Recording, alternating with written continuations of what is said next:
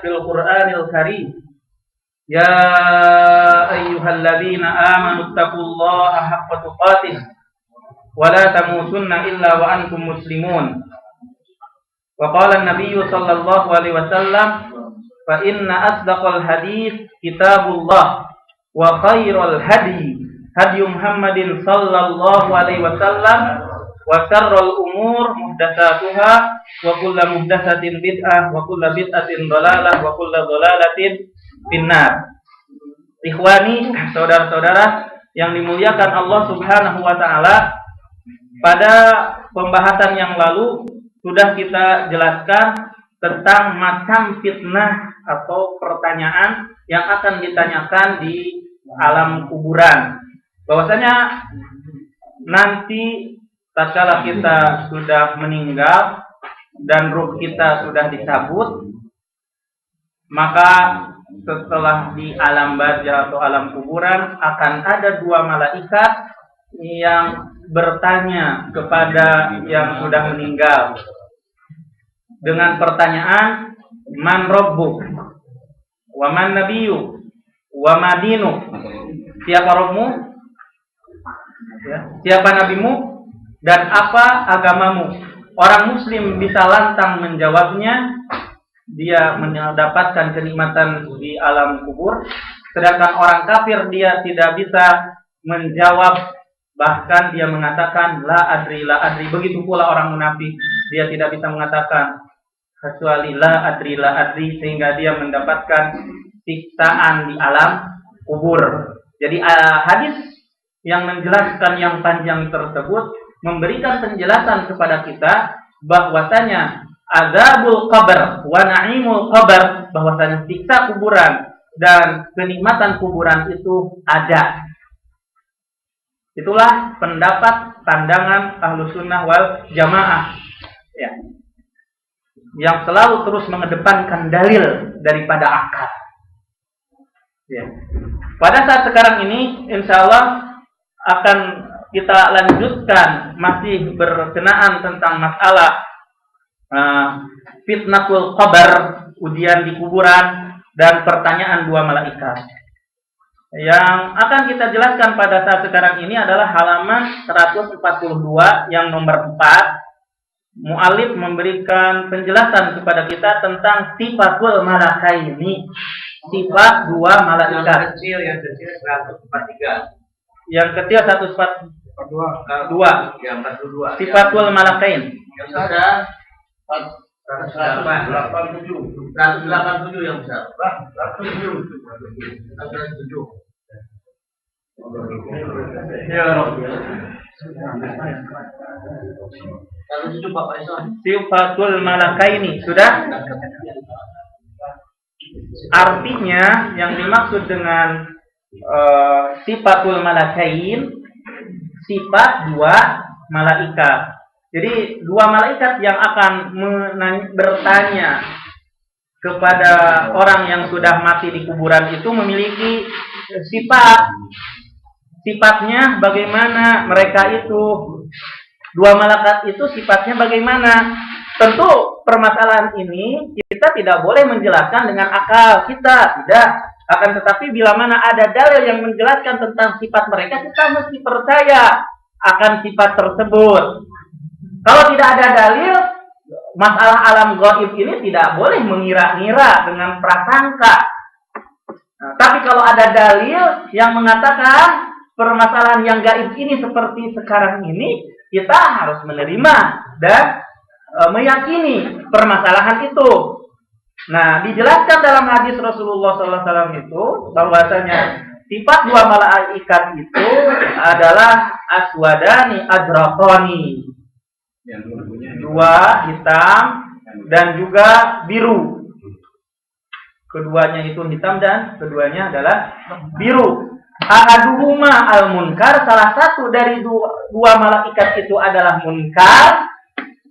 Wal akharu, dan salah satunya yang lain adalah nakir.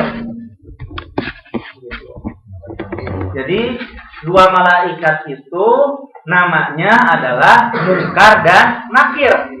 Maka kita tetapkan bahwasanya memang ada malaikat yang bernama mungkar dan nakir.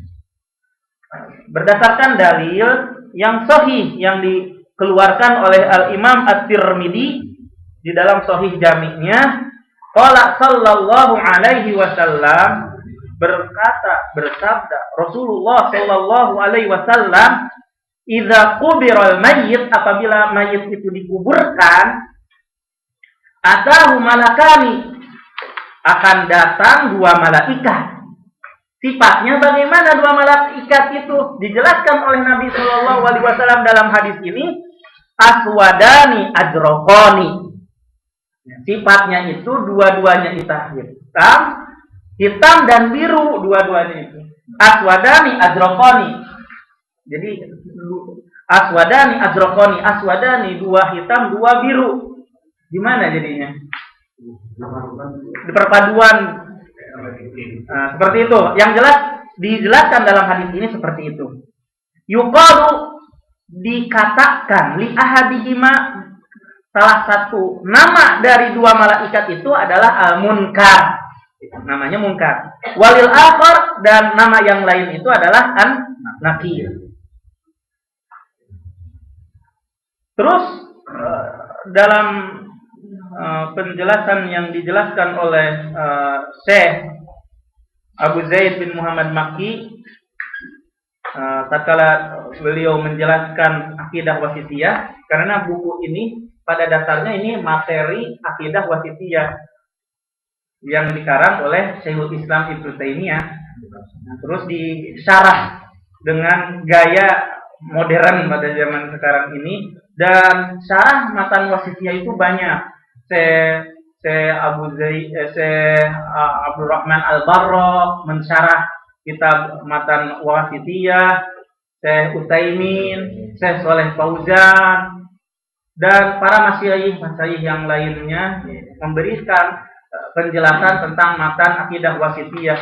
Yang matan wasitiyah itu menjelaskan tentang akidah Ahlussunnah wal Jamaah, al-firqatun najiyah, golongan yang selamat, at-taifah al-mansurah, golongan yang akan selalu dimenangkan. La yadurruhum man khadalahum wala man khalafahum hatta ya'tiya amrullah wa hum ala dzalik. La yadurruhum, tidak akan memadaratkan kepada mereka, wala la yadurruhum wala yakhdhuluhum, dan tidak akan membuat hina mereka itu. La yadurruhum wala, dan seterusnya. Ila yaumil kiamat, sampai hari kiamat akan zahir, menang sampai hari kiamat. Nah banyak kalau antum ingin paham, ya, itu matan wasitiyah kecil, matan itu. Nah, ini syarahnya. Ini salah satu syarahnya. Ya. Nah, di situ dalam matan kecil itu dijelaskan tentang azabul qabri haqqun wa na'imuhu haqqun, bahwasanya siksa kubur itu adalah benar dan kenikmatan kuburan itu adalah benar. Gitu. Bisa dilihat. Nah, tentu kebenaran siksa kuburan, kebenaran tentang nikmat kuburan itu, kalau Ahlussunnah wal Jamaah itu bukan berdasarkan perkiraan, bukan berdasarkan prasangka, itu bukan ilmu, tapi berdasarkan dalil.